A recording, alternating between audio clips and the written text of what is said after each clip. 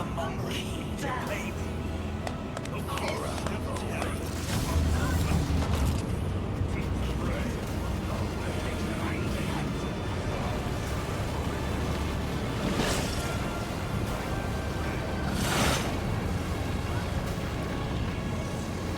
I'll wipe you from the face of the galaxy. Are you challenging me, Phil?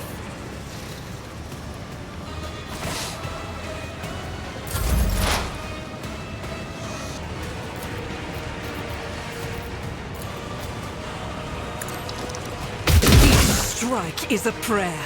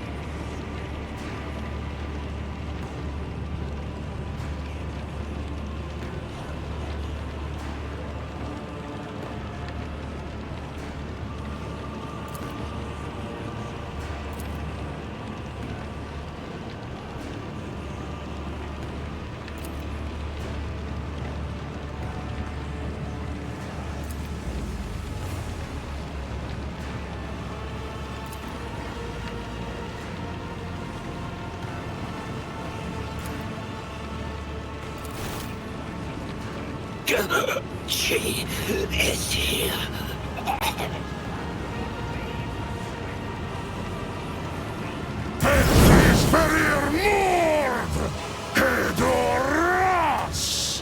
Yet another monkey to play with.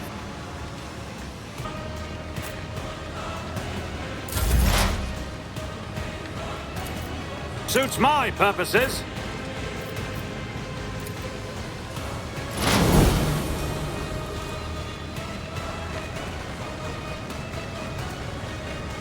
He's the friend of his faithful.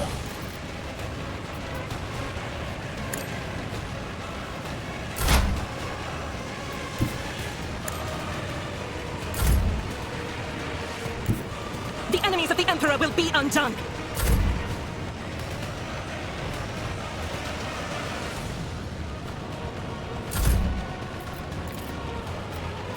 I will do my duty.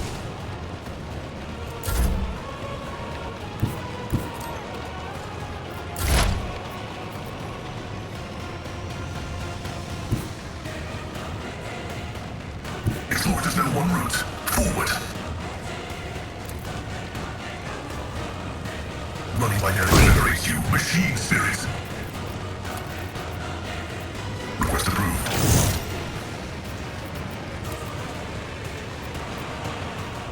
The scriptural prognosis is favorable.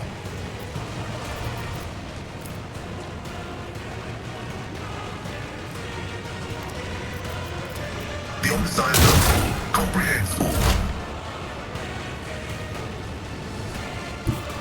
I move as if unseen.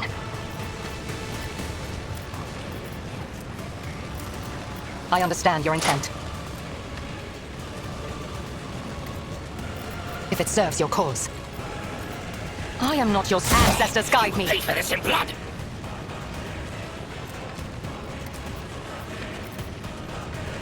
I move swiftly to strike.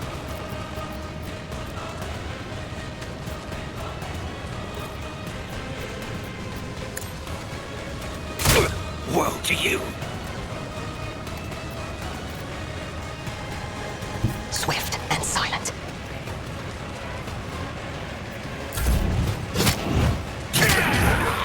Detected. Ancestors. I hear them calling. Emperor, protect My the fallen. tactics are flawless.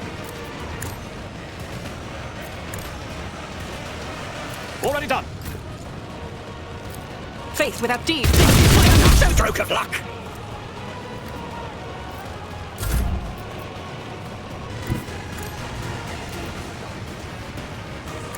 You call this a strike? Guided by faith.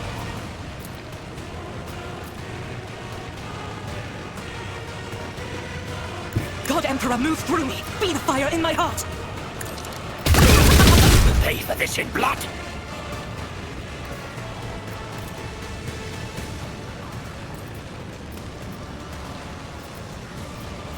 I'll do it. This is why I was Woe chosen. to you. As the Emperor commands, I act. Doubt is for the weak. Now escape the Emperor's judgment. As the Emperor commands, I act. I will bathe this battlefield in righteous fury.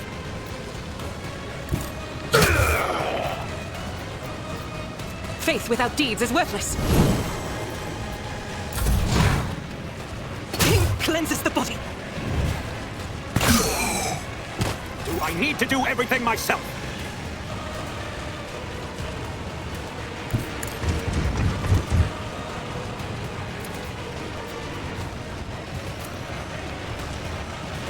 None can do it. You call this a strike?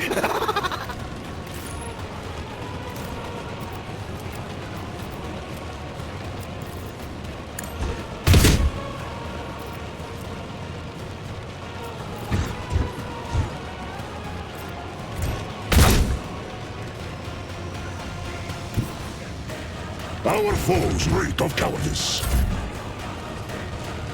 A tactically sound approach. At your beck and call. You will pay for this in blood. Woe to you.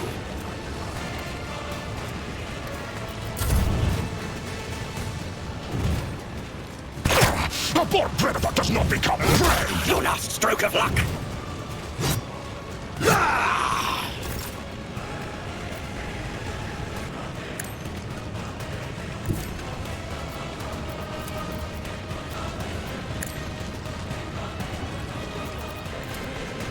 All too easy.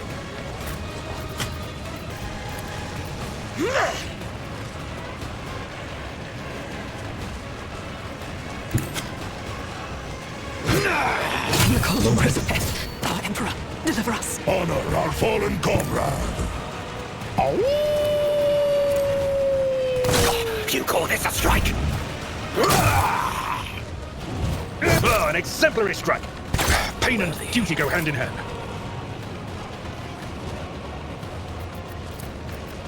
Cubs play. The wolf is on the hunt. See how the wolf succeeds. The fame-hungry come. So it shall be. Thunder! My strike is ruin! Ah! None can do this. Feel the icy bite of death! I hunger for battle. Cubs play.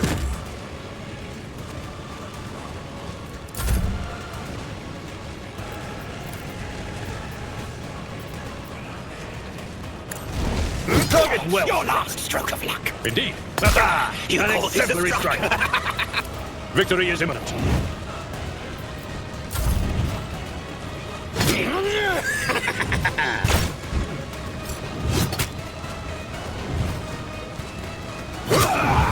Impossible anguish to see. We're at a tactical disadvantage.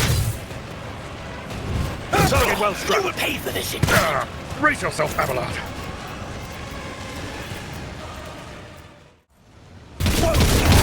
Feel the icy bite of death!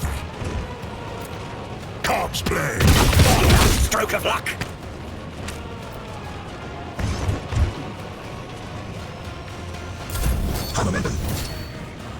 Follow my lead. Victory is imminent. You call this a strike?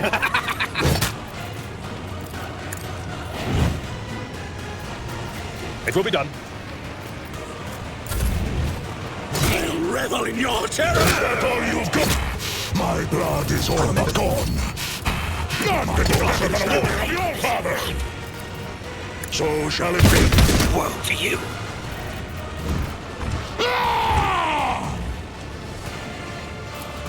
See how the wolf succeeds. I will revel in your terror.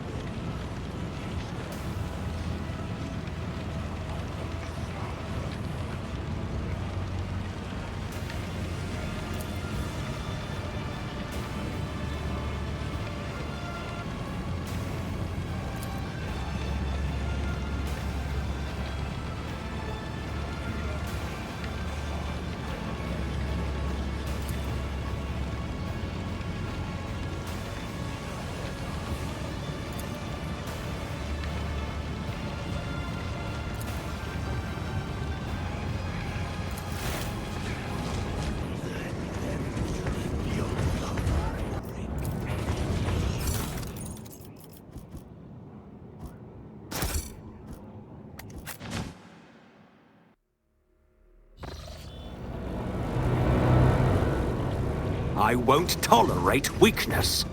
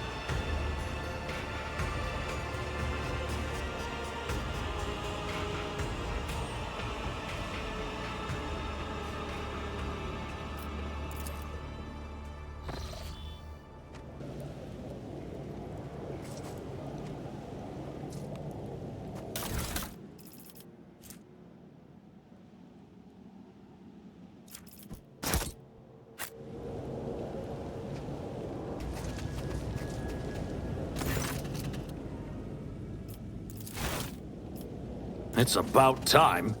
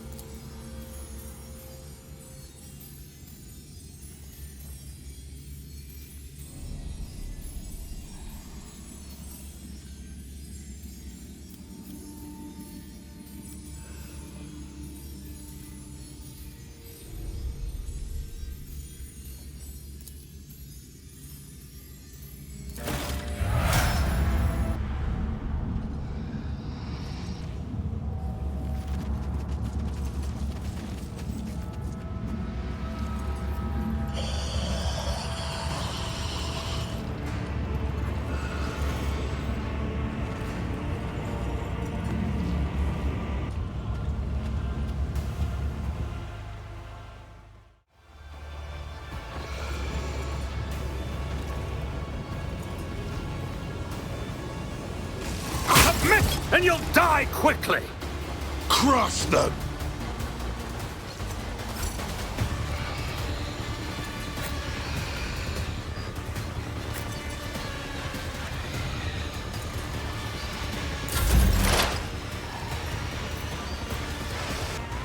I approach the designated position, if it serves your cause.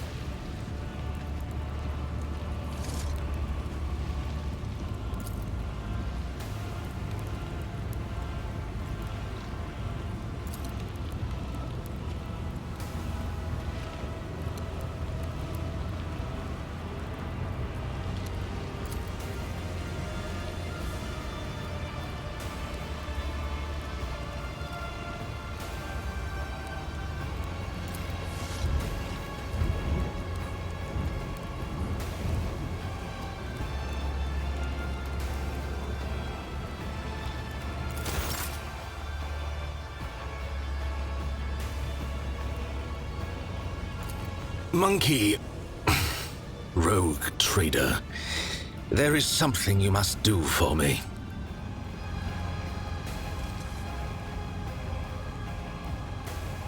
Dragged me out alive.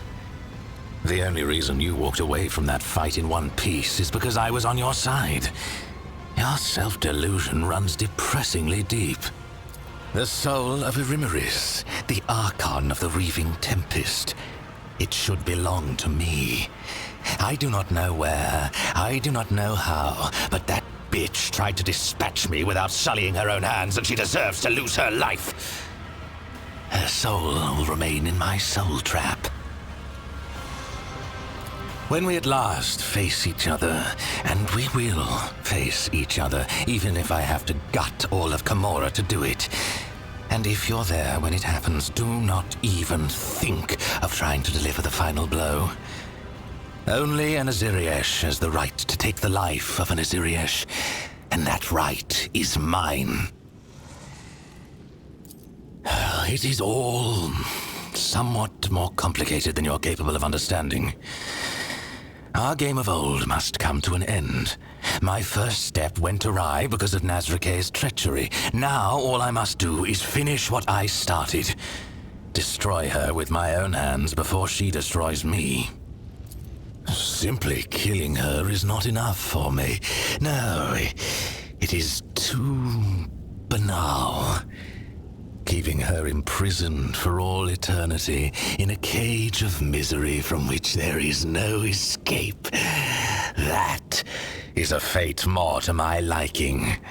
Her fury and torment will feed me until her spirit dries up like a fountain of blood spraying from a sliced artery. And also, it might make her resurrection problematic. Naive creature. The homunculi of Camorra, including Tavantius, whom Erimeris favors, are able to regenerate our slain kin from small pieces of flesh held in amniotic tubes.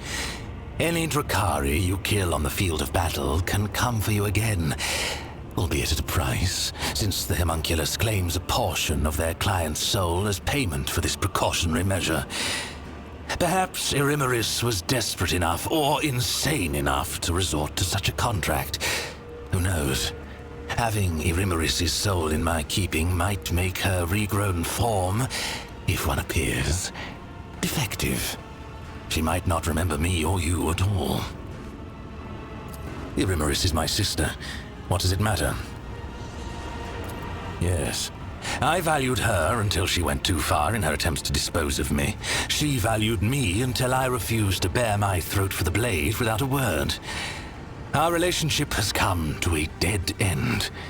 Now the tie between us must be severed.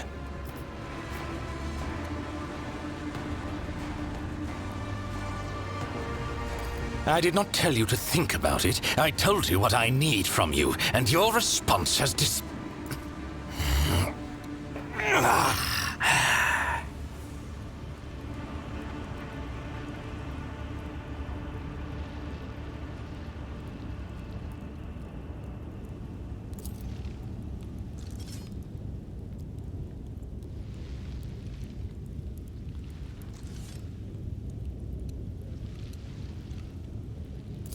What are you looking at?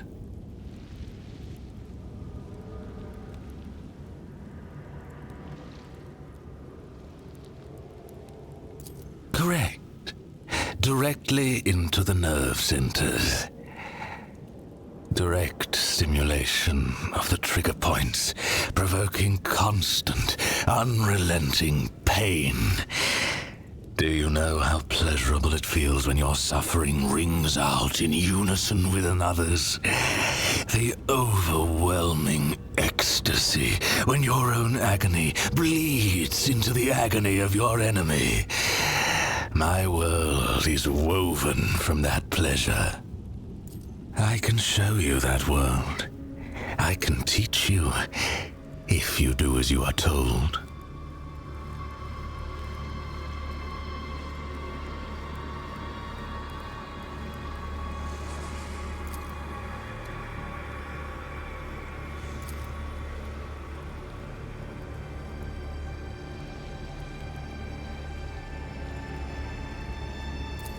I do. And I will not forget my place, so long as you do not lose your grip. As you have already promised me, Erimeris, I will leave you now. When it is time to kill, let me know. Let us raise our cups at Vater, in honor of deeds accomplished and in expectation of those yet to come. This is the name given on Fenris to a pack father, a commander or captain. An Vater answers to a Jarl, the commander of a great company. Since you are the one who commands your crew, and I follow you at present, I am granting you the honored title of Vater.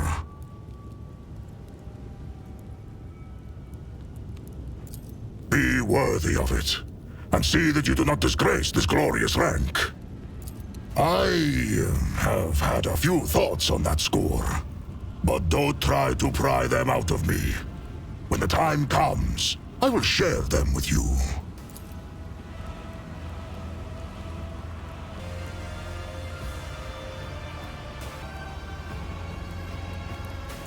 Why do you think?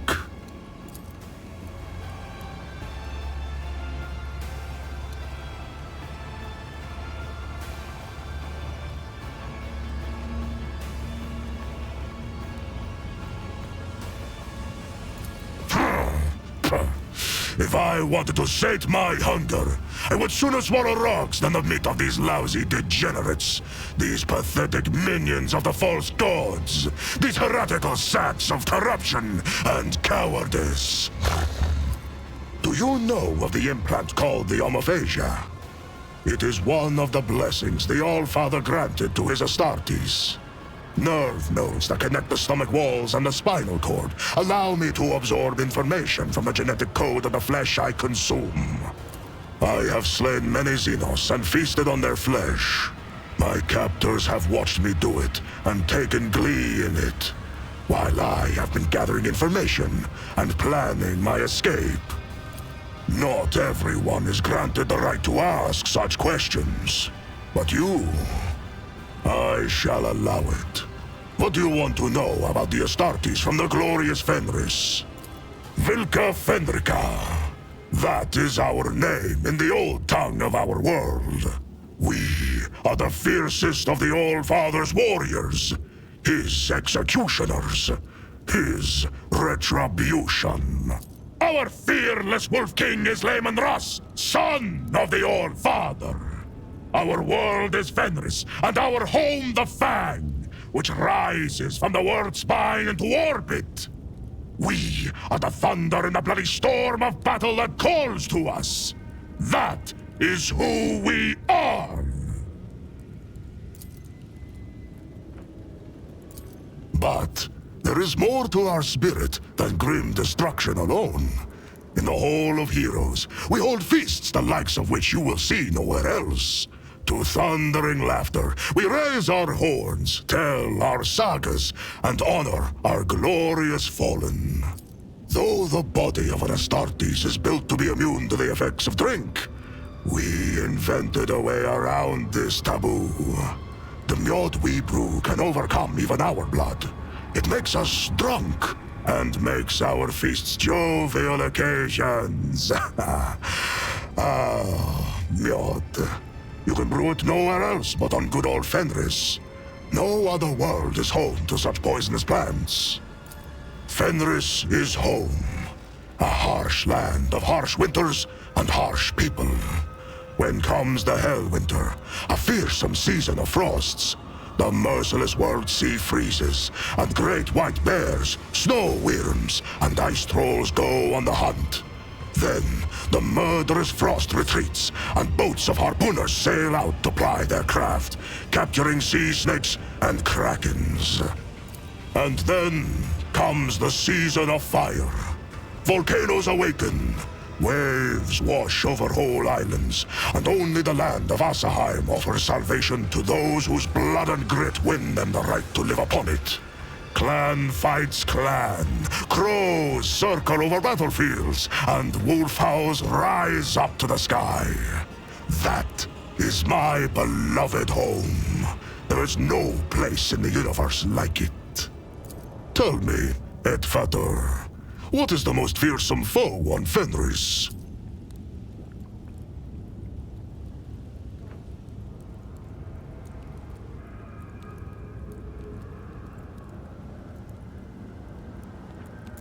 An answer carried on the wings of the Raven of Wisdom. We know much of the terror of betrayal. Know now the name of the most terrible of all traitors. The curse of the Wolfen is the most fearsome and most terrible foe on Fenris. In the heart of every brother, there lives a dark beast, bloody and forever ravenous. He hungers to kill, not for glory or duty, or his battle brothers, but solely for the sake of killing. For he who falls to that dark beast, there is no joy or thrill in slaughter. There is but dull rancor. Our gene seed is unique. Lehman Russ blessed us with the Canis Helix, a genetic gift that heightens our senses, making them sharper than those of brothers from other chapters. The Canis Helix kindles a bloodthirst in our hearts and changes our appearance to resemble the lethal wolves of Fenris. The wolves do not take orders from outsiders. We keep the old ways, not the Codex Astartes. We fight in packs, and we are trained and healed by our wise rune and wolf priests. We do not find honor in adorning ourselves in laurels, but instead etch the full names of our fallen kin as a promise of vengeance, and draw strength from that promise. We believe in the great wolves, in the deadly Blackmane and fierce Drakan the Thunderwolf, in redoubtable Hagar the Mountain Wolf, and in the Blooded Hunter. In the wolf that stalks between stars, who follows us wherever we may go. And in the uncanny two-headed Morkai, guard of the realm of the dead. Only the great wolves show us their favor. The others are more malign, but each teaches us a lesson. For that, we praise and honor them. The All-Father is not a god. He is the best of all humans, our perfect forebear. His blood flowed through the veins of Lehman Russ, and Russ's blood flows in me. Does that make me a god? My respect for him has no end, and I am ready to die for him. But what place does faith have here? Is the All-Father like the massive Iron Wolf, whose every tuft of fur forms a mountain on the surface of Fenris? Or is he as enormous as the Sun Wolf, which rises to hunt every morning and fills our world with light? The All-Father is not a god, but the highest of humanity. Ordinary humans struggle to grasp this. But we, his warriors and offspring, remember the truth. It makes his deeds all the more glorious. Battling gods is child's play when you yourself are a god. But if you are a man... now, that is the stuff that sagas are made of. Lacan the Ruined Wolf once shared the mysteries of the healing potions and the secrets of magic sagas. He taught them to see the past and future in throne runes, to call down storms, and to carve powerful talismans.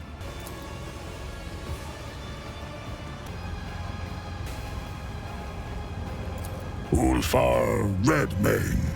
That is what my brothers call me.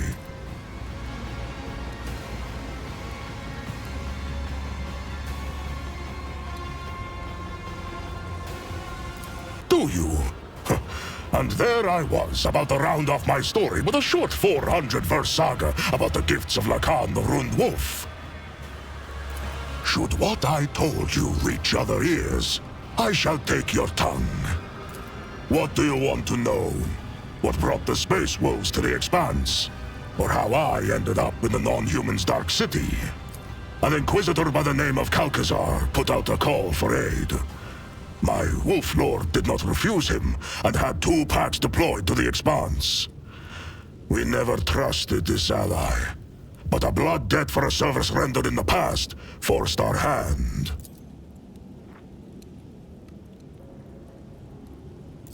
He saved our brother who had lost the pack and was unable to look after himself or the chapter's honor.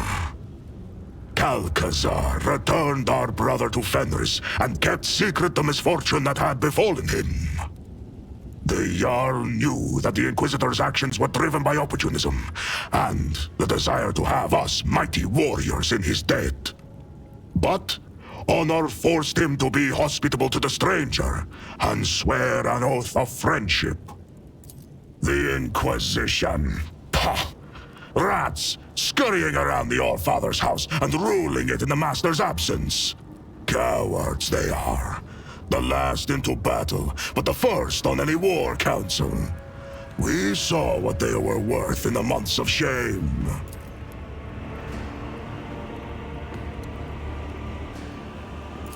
An ancient strife. If you do not know of it, then you are not supposed to know.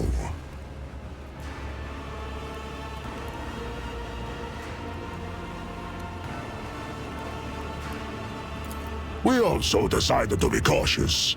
His words flowed like honey, and he seemed an honorable man. But lies always look like proof, don't they? That arrogant chief thought he could give us orders. But we wolves have always followed our own instincts and hunted in our own way. I wager that boiled his blood. In warm furs, the old man does shroud his body. In cloaks of secrets woven, shrouds the sly man his plans. To know his dire purpose, swallow not the words of poison, but his gristle. We had gone on a raid for xenos prisoners and fell into a trap. We had no war machines to support us, and some of our squad were wounded, so we were forced to retreat. I ordered my battle brothers to leave, but I remained behind to meet our guests. I do not know how many of the feeble wretches I slew, but I would have killed even more had their towering piles of bodies not hindered me in combat. They wounded me and captured me. They froze the joints in my armor. When they dragged me to their ship, 2 of my battle brothers descended up the xenos and tried to free me. An insane plan, but it almost succeeded. Almost. And so there were 3 of us taken captive. And then there were 2. And then I was alone once again. They fell. With honor. Their saga is one I will not sing to you. You have spilled no blood with them, nor shared with them meat and mead. Their spirits might be outraged if they knew I had sung of their deeds to a stranger. Yes, so am I. These are dark days you are asking about, Edfater. Let my keen-edged friend be a witness to the ferocity of my words. I was given to Tervantius for his amusement in the arenas of Camorra. Astartes are a rarity, and he sent me out there to kill gladiators. Living as an inglorious butcher and a Xenos' puppet, I hated it constantly, every moment.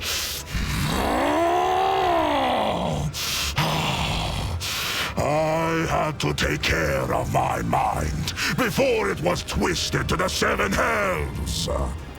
Every morning I made entreaties to the Allfather, and every night I appealed to Russ.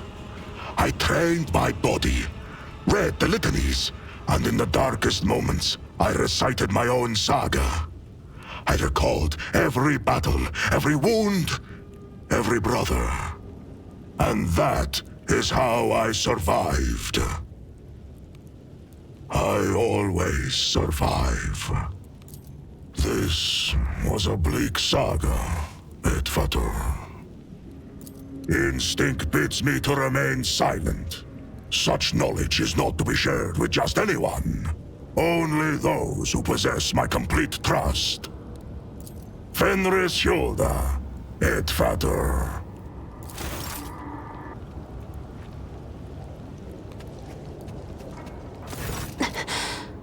What a relief to be talking to you again. Your soul shines like the gold of the sun in the darkness of this place.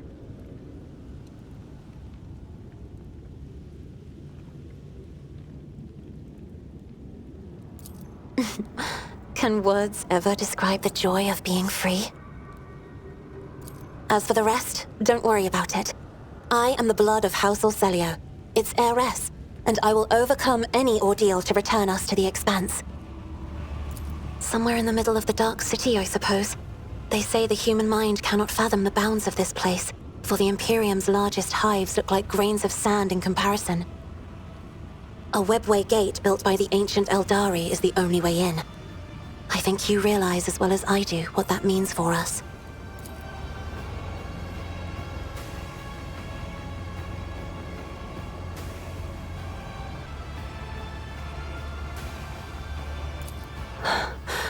There was only pitch darkness inside the homunculus' artifact.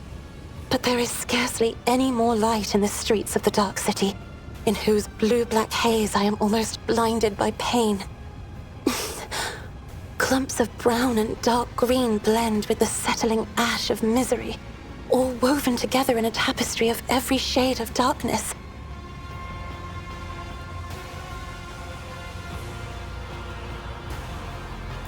It was real, Lord Captain. I must confess, I have been hounded by eerie strangers for many years.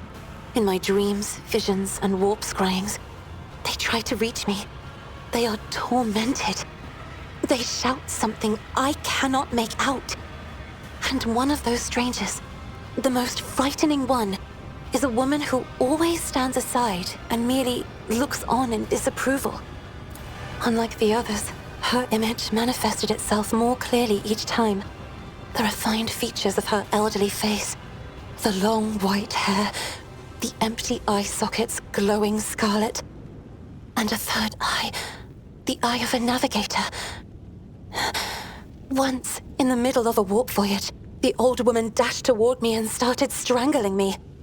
Praised be his mercy, for I was able to banish her to the fringes of my consciousness at that moment. However, that only angered the old woman. I began to see her ever more often, in shadows, at the edge of my vision, in my own reflection. And it was she, too, who waited for me in the darkness of the homunculus's cage.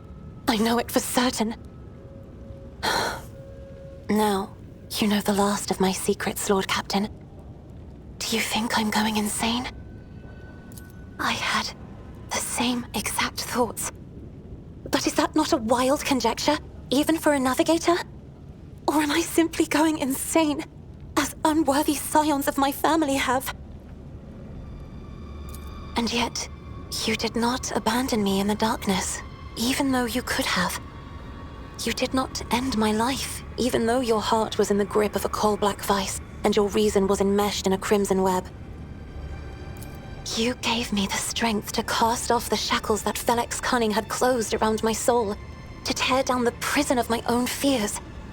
And I wish to repay you in kind. To cast the fading purple of this place from your shoulders, to break the brown collar that is choking you. That is, of course, if you permit me to.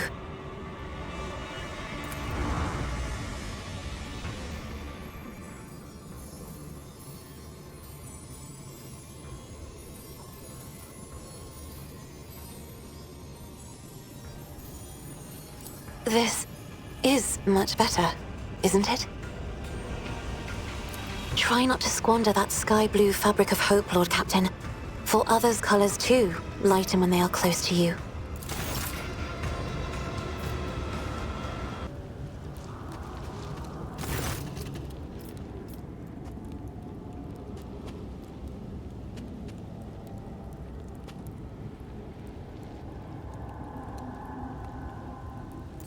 You want to know how and to what end I orchestrated all of this?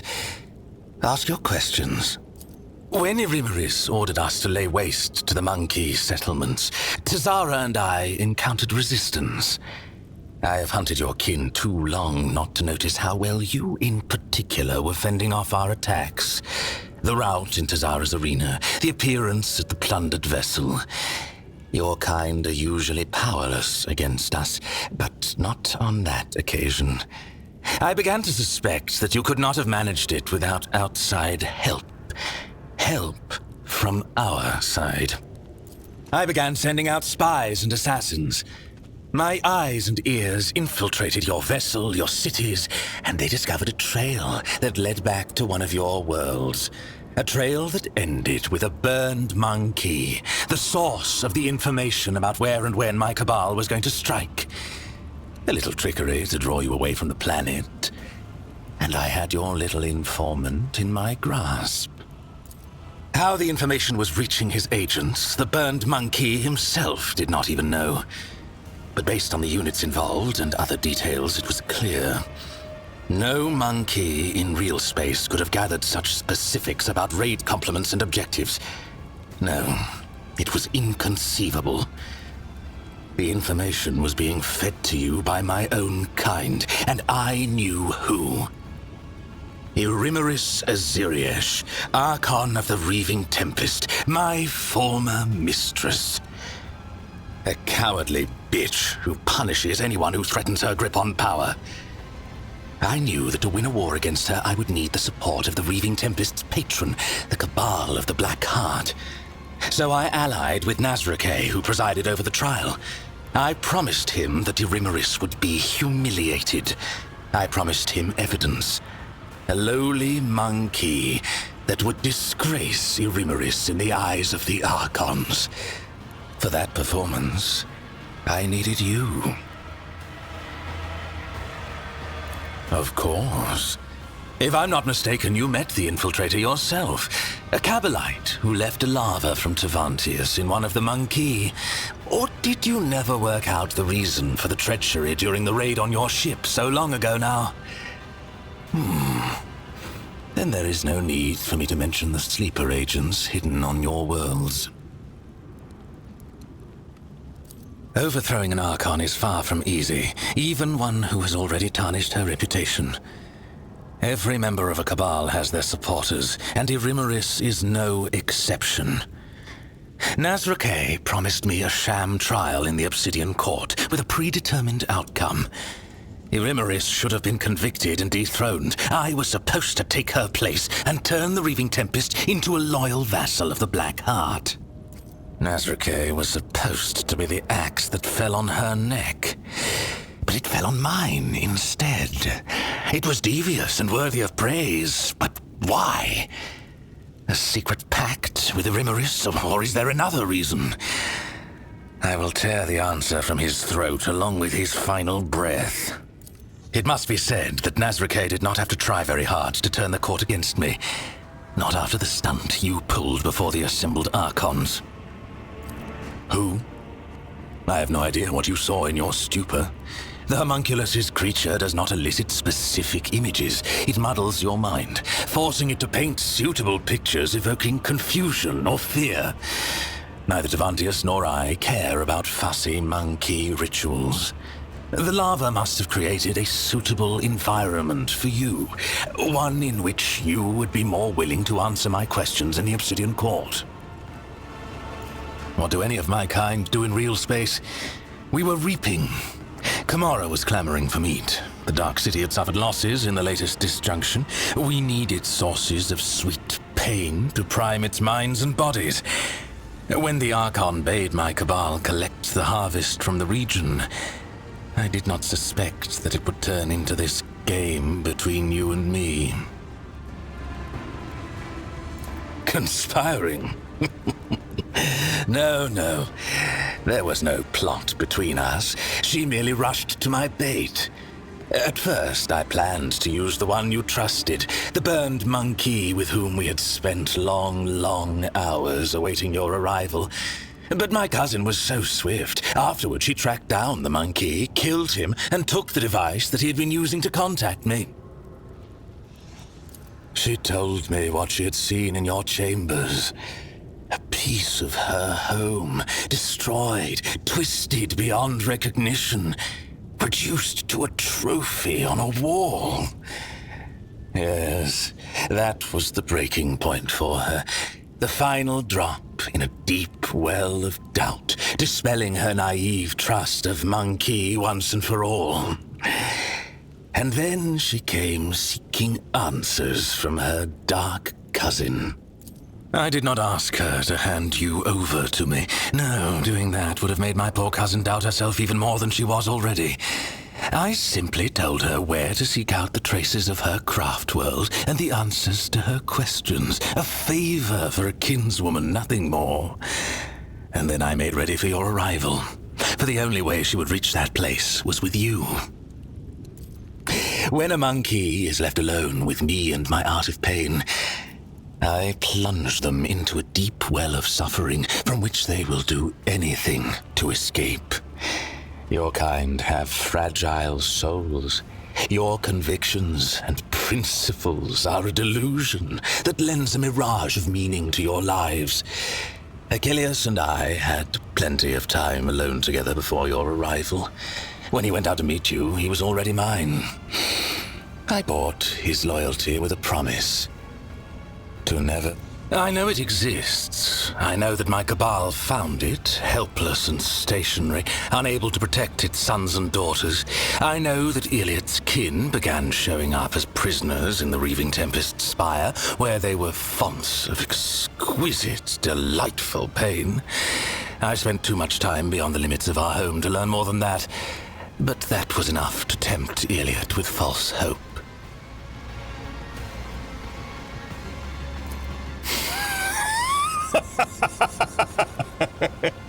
Why do you say that?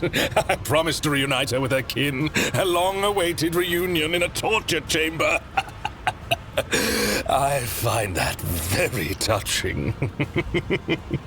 They would have had so much to discuss. But there would have been time for fun as well. We cousins get together so rarely, after all. We've already had words. I have no reason to conceal the truth now. Iliad has outlived her usefulness to me. Watching her face as she learned the truth was priceless. Mandrakes. A foul breed that lurks in the bowels of Camorra. Their ability to find paths through the shadows was put to good use. I promised them forbidden trophies from the Reaving Tempest's coffers once I am Archon.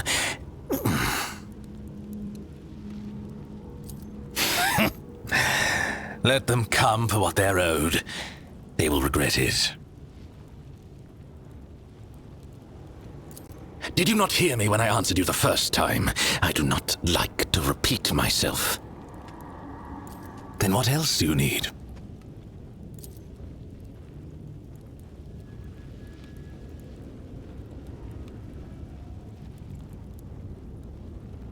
The continuation of my existence. When I lost my standing, I became fair game for anyone tempted by the prospect of slaying a disgraced Cabalite, for vengeance or just for the pleasure of the kill. In Camorra, a lone Drukhari is a target. My talents may be prodigious, but I held no illusions about my chances. You cannot hope to understand the intricacies of Camorra and how it is structured. We are all each other's allies and worst enemies here. Towers of strength and duplicitous traitors both. The cults have always been half a step below the cabals in the hierarchy, and the witches relished the chance to abuse someone who once looked down on them. If our conversation is finished... I had no intention of ending my days playing the role of meat in the arena. And then you blithely offered me an alliance after what I'd done to you. Why? So our interests align, for now. The Dark City is the bastion of the Drukhari, the most magnificent of all our strongholds. The cabals, witch cults, and the incubi inhabit the place, with swarms of scourges flying overhead and a myriad of misfits and horrors, including the covens of the homunculi wallowing underfoot. Which do you want to know about? The cabals are the foundation upon which rests the power of the one who rules Camorra, Hasdrubal Vecht. Whether it is a mob of berserkers or an organized cartel, their essence is the same. An army of killers, ready to ravage entire worlds at the behest of their leaders, or to rip out the throats of a neighboring cabal in a war declared by the Archons. What more do you need to know that you have not already beheld with your own eyes? They are the mistresses of the arenas, and they're the gladiators who feed the audience in their ravenous agony with exquisite spectacles. Cults often travel to real space on the Cabal's raids, to revel in the pain and to capture fresh meat for their arenas. The aloof incubi. They dedicate their lives to the art of killing, so much so that they do not plot or chase after delicious torment. All their hatred and longing for suffering are channeled toward perfecting their skill. Winged Drukhari, who have chosen to go through an agonizing process to become such a monstrosity. They escort raiding ships and inflict the first strike on the enemy. In Komorra, these creatures huddle in flocks so that they do not fall victim to the more formidable of their kin. Artists of the flesh who prefer to hide away in their laboratories and create nightmares from the materials their servants supply. Engines of pain, grotesques, racks, all are the fruits of their subtle craft.